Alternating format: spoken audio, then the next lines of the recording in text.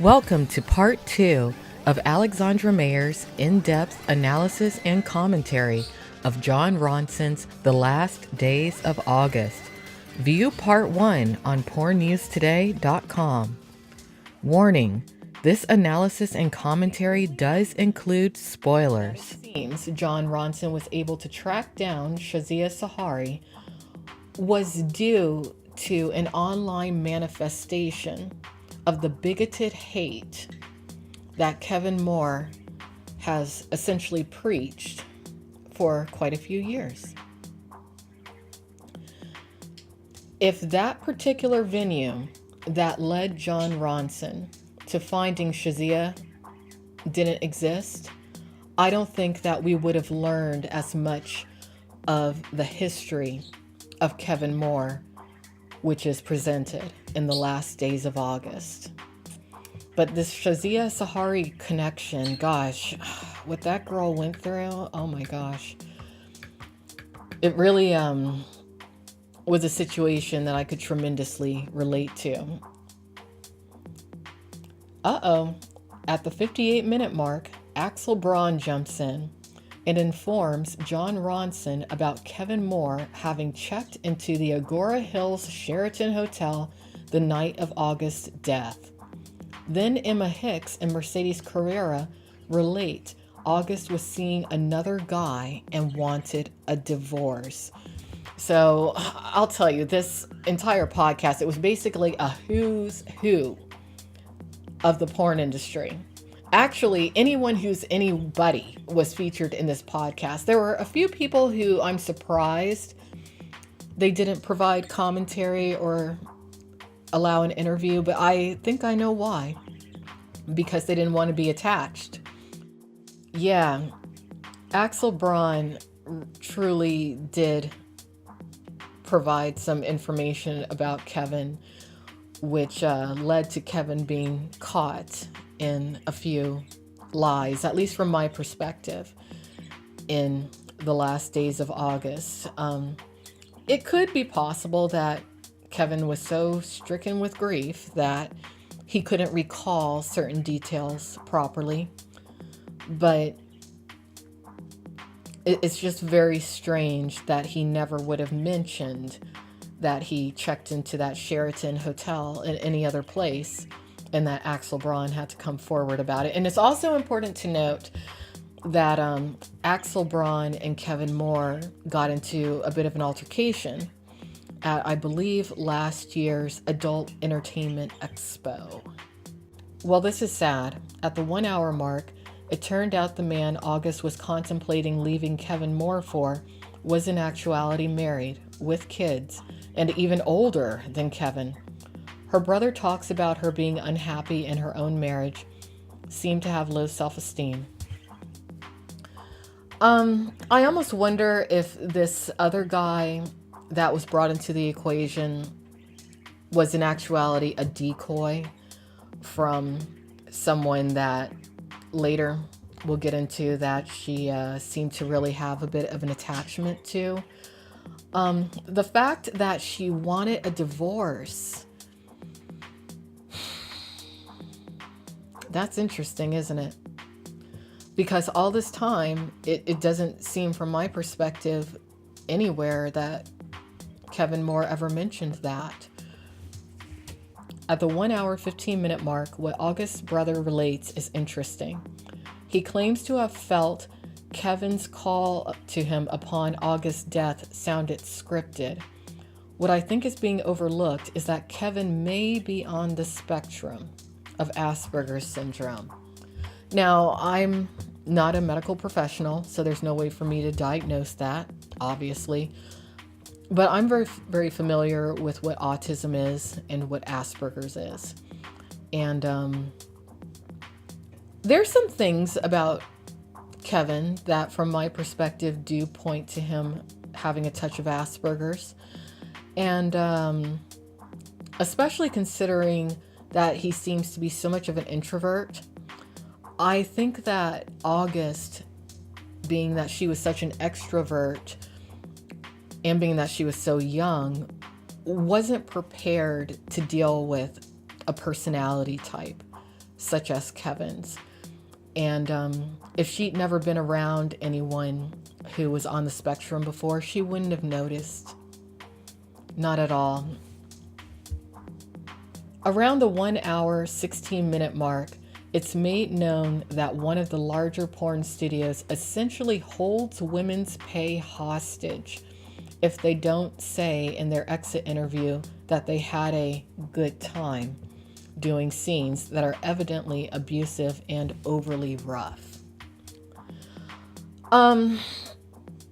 It seems that due to a lot of things that happened in August Ames' life prior to her entering the porn industry, she became a bit of a people pleaser. She seemed to want everyone to like her very badly. And I think that she had a hard time saying no. That's what I think.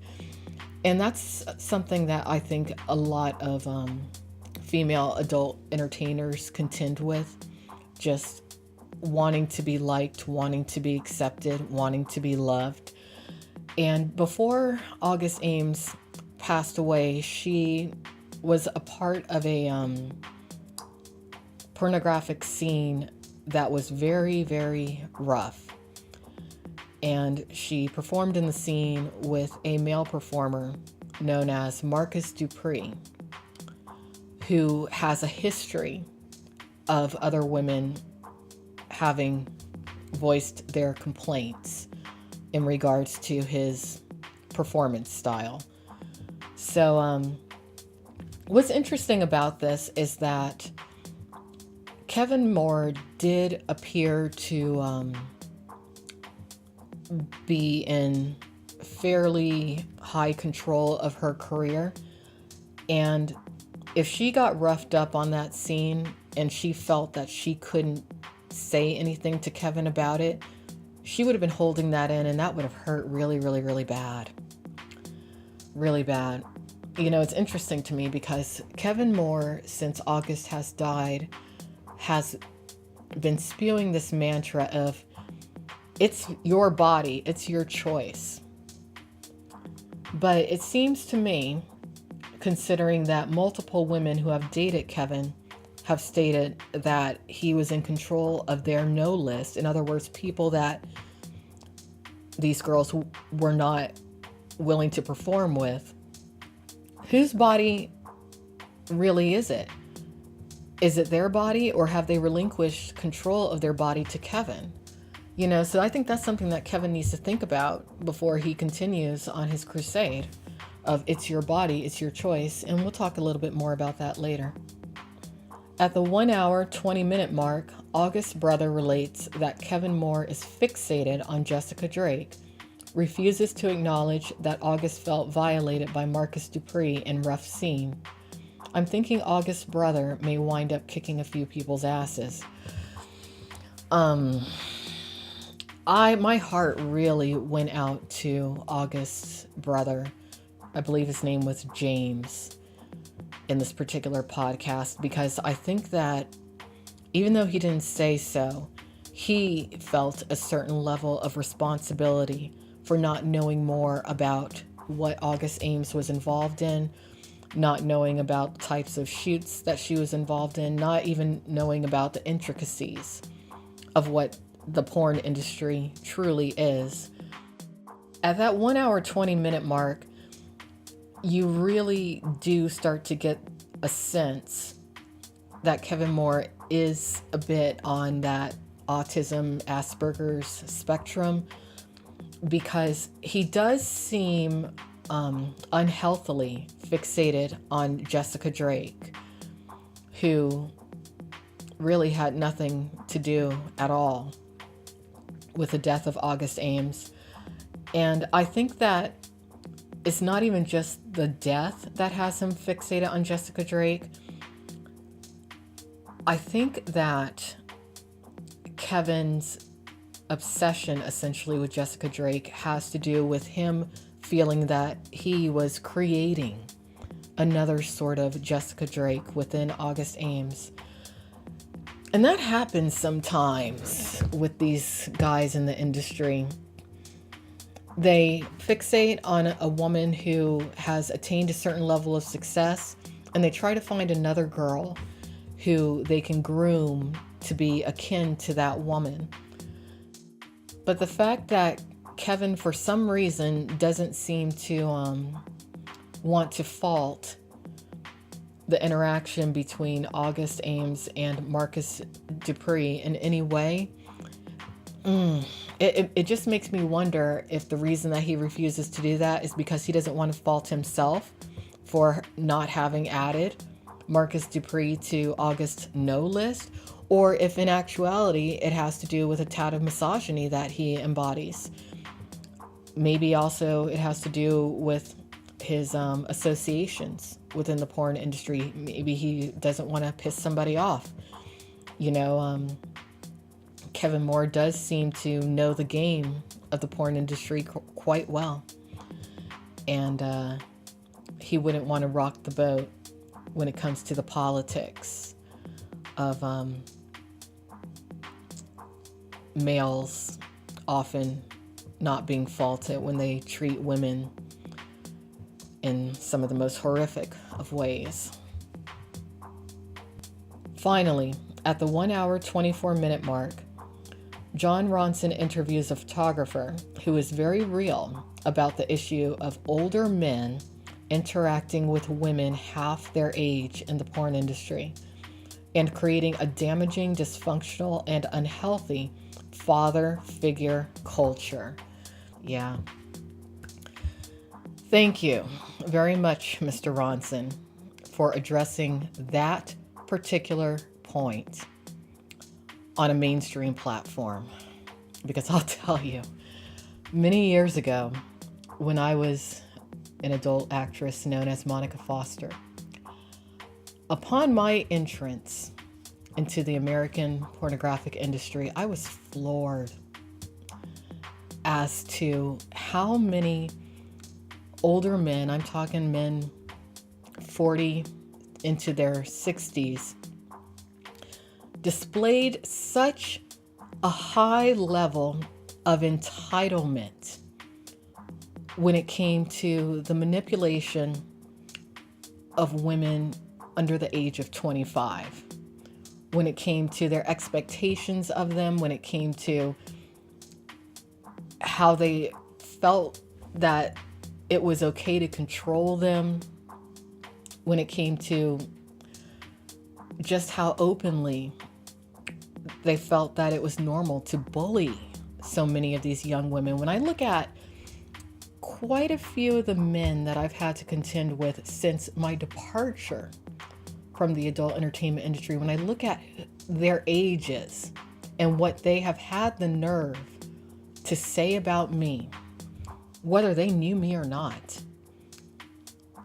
you just would never think that men 40 to 60, maybe even older, would regard young women in such a way. But the truth of the matter is that even though these men are chronologically 40 and older, mentally, they're emotionally and psychologically stunted. Really, when I think about it, today's American pornographic industry is highly comprised of men who embody something called the Peter Pan syndrome. About the 1 hour, 30-minute mark, very glad to hear the male chauvinism being addressed in regards to female adult industry talents' complaints of abuse often being ignored, dismissed, or labeled as mental illness. Jon Robson did a great job with these interviews. Yeah, pretty much as a female performer nowadays, anytime you complain, the go-to is, oh, she's mentally ill, she's crazy, she's a whack job, she's bitter, she's angry, she's got emotional problems. Who's really got the problem? The naive women or the older men who never grew up? 1 hour, 45-minute mark. Pierre Woodman is brought into the equation as the search for Shazia Sahari continues. and it's revealed August's husband did not want Pierre working with her. Kevin just may have controlled August's no list. So again, we're going back to the no list. We're learning that when it comes to Kevin Moore saying, it's your body, it's your choice, bit of a hypocrite, because it seems like he viewed August's body as his and he was making certain choices for her. But it's very interesting that Pierre Woodman is brought into the equation, because it was not that long ago that there was a bit of a scandal that took place between Pierre Woodman and a young female performer known as Serenity Hayes. Serenity Hayes was bullied and slandered by an individual known as Sean Tompkins of the Real Porn WikiLeaks, a man who extensively bullied and stalked and harassed and threatened me. And actually, it is through Pierre Woodman's forum that it has been pointed out by a Twitter account known as Performers Unite that Marcus Dupree, the performer who August took issue with when it came to her final scene, which was extraordinarily rough, it's come out through that forum that Marcus Dupree has a bit of a shady past. But then again, who in the industry doesn't have a shady past, huh?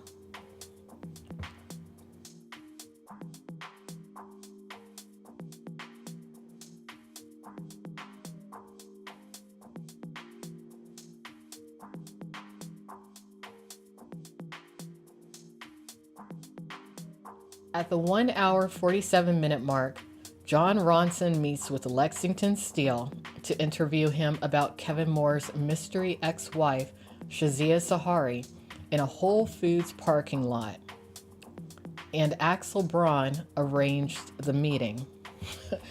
Now, this was a bit of a unintentionally comedic moment, at least from my perspective, in the last days of August, because Jon Robson seems to have caught Lexington Steele a bit off guard when it came to Shazia Sahari.